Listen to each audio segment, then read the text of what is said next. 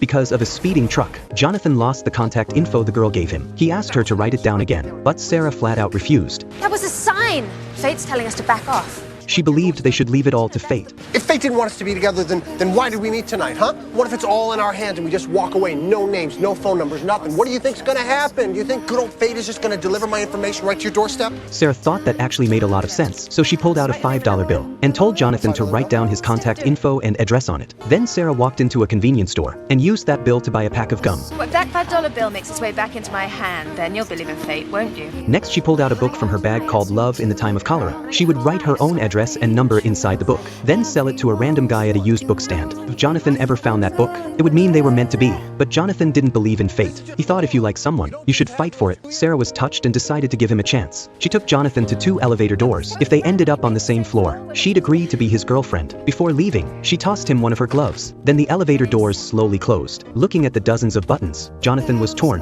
In the end, he pressed 23. And coincidentally, Sarah also pressed 23. But just as they were about to meet, the kid entered the elevator and hit every single button.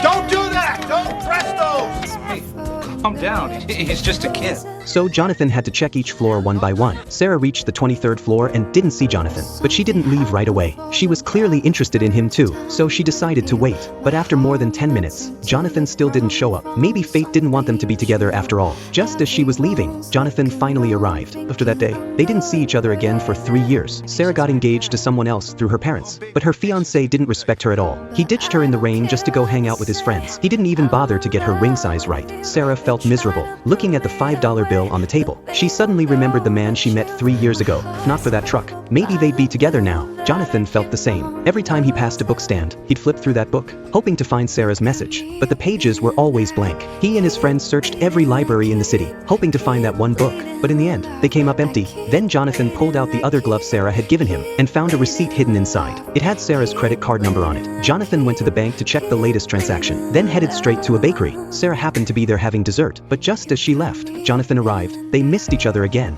Jonathan went to the wedding rehearsal. His fiancée gave him a gift. It was a copy of Love in the Time of Cholera. Jonathan opened it out of habit, and there it was, Sarah's message. He was stunned. He left everyone behind and rushed back to the city where he first met Sarah. At that moment, Sarah was on a flight home. A flight attendant asked if she wanted to buy headphones for $5. Sarah pulled out a $5 bill and saw Jonathan's info on it. She followed the address on the bill to Jonathan's home, but the neighbor told her he wasn't home. Meanwhile, Jonathan had searched the entire city but still couldn't find her. He sat there, staring at the glove. It was another snowy night, but everything felt so different now. Suddenly, a glove floated down from the sky. Sarah had found him. These two people destined to be together finally reunited. They had missed each other so many times, but love always finds a way.